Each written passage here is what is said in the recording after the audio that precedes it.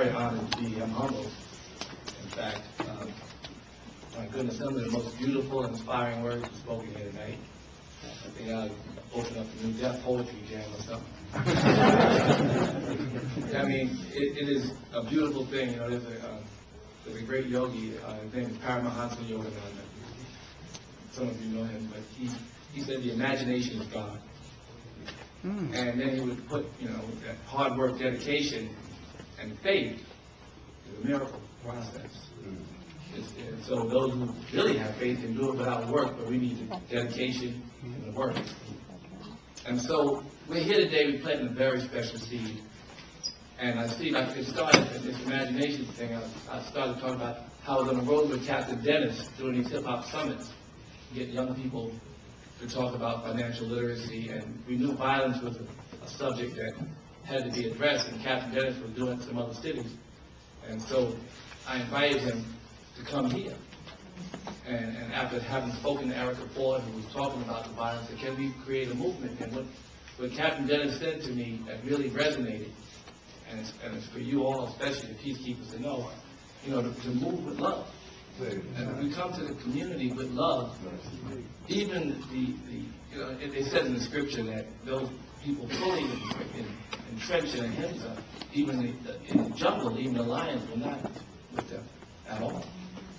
And so when we walk into the hood, we have on our orange, and we come with love and no fear, and we come with love, will inspire a community and shift the consciousness not only of the kids in the street and the people.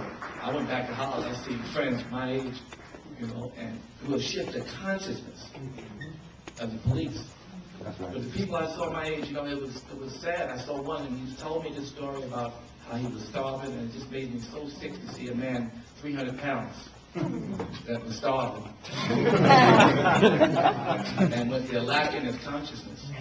Because I got 5 charities. I have 2 in Africa, and I've been to places where people are really suffering. You know, I've seen people that are happy living in shanty houses. You don't know the shanty house is just a little metal and no toilet, no water, but the person who knew he had everything sat in that shanty house and lived a happy, blissful life. I'm not suggesting you want to live like that. I'm not promoting that to you. I'm just saying, you know, operating from a place of love is a powerful thing. And, you know, the sickness and the sadness that comes in our community is our own. You know, we're hurt, no question. But the hurt people that hurt people need that pain relief. And when you see the orange in the street, I believe it's going to be an inspiration, and it's going to shift. And it was just a seed we thought would be in Queens, because that was Erica's rap. It was Queens that we had to fix. And I'm from Queens. And so we were going to work on Queens. But before we could get through with the first meeting, so what about Brooklyn?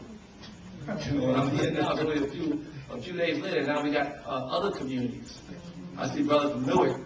I talked to Corey Bookies, I want to be involved. You know?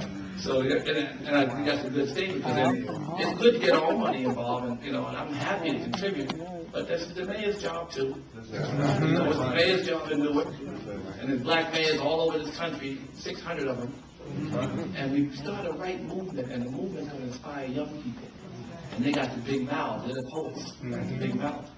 You know, and so I know that there's a chance, so long as we're resilient and dedicated, that we'll change the whole world. And we'll shift. This is how seeds start, they grow all kinds of ways. So, you know, I got the man for the job in Captain Dennis. I've been on the road with him. We did about 75 summits, and thousands of kids would come, thousands. I mean, as many as 10 or 12,000 kids would come to hear the word of, you know, some other rappers who would talk about finance or drugs or gangs and inspire them, thousands. And we had 75 hip-hop summits, it must be at least, right? That's right, 75. Not 1 minute did we have to worry about violence. That's right. Never did we have any violence outside or inside the venues.